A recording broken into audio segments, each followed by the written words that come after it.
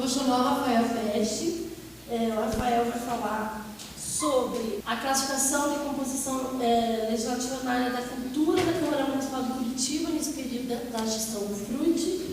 O Rafael também é aluno, quase egresso, ele está terminando já, está nos últimos momentos do curso de Ciência Política, está fazendo TCC, além do mundo, ele é multiprofissional também, o Rafael dá conta de muitas coisas, é um pesquisador nato, ele tem um tino para pesquisa extremamente refinado, a ponto de trazer inovações para os velhos professores, né? Ele gosta muito ele é muito curioso, porque sem curiosidade a pesquisa não existe. E ele se aborrece, então, uma vez eu li numa pesquisa do professor Kodato que o pesquisador é aquele que tem uma imensa capacidade de se aborrecer. E o Rafael se aborrece, mas ele continua. E essa é cultura. E, enfim, ele vai trazer, então, essa leitura ou essa classificação das proposições na área da cultura. E ele é especialista, ele entende muito do tema de cultura, ele é um pesquisador e a prática, né? Ele ocupa tem algumas atividades na área da cultura. Com a palavra, Rafael. Muito obrigada. Obrigado, Aldrin. Obrigado a todos por estarem aqui até essa hora. Justamente nessa questão do aborrecimento, que eu acredito que vem esse trabalho. Me incomodava muito quando eu analisava as políticas culturais e quando eu lia muitos artigos, principalmente o pessoal da Bahia, que pesquisa bastante sobre políticas culturais no Brasil, que se tinha uma análise muito clara sobre governos. Então, se falava do governo Lula, Dilma, FHC, Sarney, mas se falava como um todo e não olhava a proposição, não olhava a lei, não olhava o programa específico da cultura. Então, a partir disso, me gerou um incômodo, porque as leis e os projetos de cultura, eles têm um terreno muito, muito perigoso, que eles afetam toda uma cidade, todo um estado, toda uma nação e a sua própria produção cultural. Então, quando você olha para uma lei de cultura, ela tem uma especificidade que eu não consegui encontrar um método de classificação para isso. Então, eu acho que a intenção desse trabalho, inclusive é objeto do meu TCC, na verdade, é um método do meu TCC, é justamente tentar criar essa classificação para poder, independente do cenário, conseguir olhar para uma política cultural e falar, olha, essa política está mais voltada para uma política de Estado, que olha um problema específico da cidade, do Estado, da nação, ou olhar para uma pesquisa, para uma lei, um projeto de mercado, que olhava uma coisa mais ampla, que olhava para uma política que acabava privilegiando a economia da cultura, e não é uma questão de bem ou mal, não é uma questão de esquerda ou direita, nem nada do tipo, e sim uma questão do foco da política cultural. Então, você tem uma política voltada para o mercado, para o privado, e uma política voltada para o problema do Estado. Então, é mais ou menos isso. Pode passar o primeiro slide, por favor? Ah, não, sou eu que passo. Tá, é mais ou menos isso. Nesse trabalho, eu observei as proposições de leis de 2013 a 2015, é o mesmo período como o trabalho da Geice, da Maiane e do Jussara. Só que daí, em vez de focar num segmento de gênero, eu foco num segmento setorial de cultura, e a partir disso, é horrível falar aqui, bom, eu tentei colocar esses parâmetros e tal, e eu acho que é melhor eu falar direto no parâmetro e não no método de classificação, porque dá para entender um pouco melhor. Então, esse é um bichinho de 7 cabeças ali, que é um modelo em 3D, com 3 eixos, né? O primeiro eixo é o território, que ele abrange desde leis que tratam de imóveis, ou, por exemplo, de praças, parques ou coisas do tipo. Então, você tem uma lei, por exemplo, que trata de uma reforma de um espaço cultural.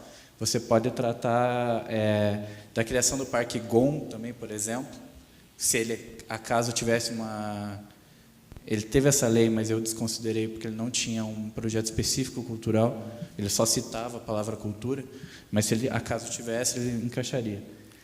Ruas, no sentido, por exemplo, desde você nomear uma rua com o nome de um poeta curitibano, tipo Dalton Trevisan, ou coisa do tipo. Bairros, por exemplo, um polo gastronômico do Água Verde, ou coisa do tipo também, que gastronomia entra hoje no setorial de cultura. Regionais, então é uma política mais ampla, e cidade com uma política como um todo, como um fundo municipal de cultura, um mecenato, um estilo Lei Rouanet, assim. E daí o direcionamento dessa política, por Curitiba ter mais ou menos de 50 a 60 milhões ao ano de orçamento na cultura, essa política, quanto mais ampla, menos ela favorece os pequenos detalhes da cidade. Ela acaba favorecendo quem já tem uma estrutura, alguém já consolidado na cultura, que já está acostumado a ganhar edital, a estar ali, né? Então, enquanto mais restrita esse território da lei, ela pega mais problemas específicos, mais coisas do Estado. Se você reparar nas proposições de leis, as leis que normalmente abrangem imóvel, restauro, rua, etc., justamente essas são feitas pelo Estado. A abrangência seria os setoriais, a quantidade de setoriais colocados na lei. Então, por exemplo, você pode ter uma lei que só pegue o teatro, você pode ter outra lei que olhe teatro e música, e você pode ter uma lei que pega todos os setoriais culturais e que daí tem uma abrangência maior. Mas, seguindo o mesmo exemplo do território, quanto mais você amplia a tua lei e deixa o leque maior, você tende a considerar, a favorecer setores já consolidados na cidade. Por exemplo, eu tenho outro estudo que coloca que a política cultural hoje, do Fundo Municipal de Cultura e Mecenato, divide, dentro de seus setoriais, que são mais de 10, o orçamento ali, que 70% dele é só música e teatro, que já são consolidados em Curitiba. Então, enquanto as políticas de folclore, etnia, cultura popular, tem menos de 1% do orçamento. Então, essas políticas amplas, elas tendem a favorecer os setores já consolidados. Então, quanto mais amplo na abrangência, também uma política mais privada, de mercado, que já vê setores consolidados, enquanto uma lei específica é justamente para resolver um problema da cidade. Não que seja uma coisa ruim, que eu acho que o equilíbrio é importante. E a última é o poder da decisão. Esse poder de decisão foi complicado fazer e é complicado explicar, porque você vai olhar a lei, tudo é dinheiro público. Mas quando você trata de mecenato, quando você trata de isenção de imposto, IPTU e ISS, pode até ser dinheiro do Estado, mas a decisão não necessariamente é. Então, quando você está falando, por exemplo, de uma política de mecenato, esse orçamento, essa verba, ela é deduzida do IPTU, do ISS, só que quem decide onde colocar esse dinheiro é o privado, é a empresa, é a pessoa física também, muitas vezes. Isso faz com que o Estado perca o controle da política cultural e redirecione para a esfera privada essa política. Então, eu estabeleci 4, nulo e não específico, está ruim ali no PowerPoint, ficou verde, muito claro, mas nulo não específico, que normalmente são as honoríficas, que são essas de nome e coisas do tipo. Calendário, muita política de calendário, de colocar no calendário oficial, etc. Daí você tem a de Estado, misto, no caso do Fundo Municipal e Mecenato, que é chamado PAIC hoje, o Programa de Apoio e Incentivo à Cultura de Curitiba, e apenas privado, daí são exceções. O vereador que mais propôs leis de cultura é o professor Galdino, depois vindo a Carla Pimentel, Chico Uberaba, Tiago Gever, Chicarelli, Elvir Bischi, Julieta Reis, Beto Moraes, Bruno Pessutti, Dirceu Moreira, o Jair Severiano, que é do Departamento Técnico Legislativo, que veio essa proposta do Executivo, Pedro Paulo, Rogério Campos e o Tito Zegli. No total de 30 propostas, o professor Galdino fez 6, que foi a maioria. Dentre os partidos, um partido que mais fez propostas de lei de cultura foi o PSC, que foi a quantidade muito grande de projetos de cunho religioso. Então, eu achei interessante colocar um slide apenas disso, para notar quanto desses projetos são religiosos. Depois eu falo também da questão da relevância e do impacto. Então, aqui a gente tem todos os projetos de lei por partido e por autor, e cada território, poder decisório e abrangência.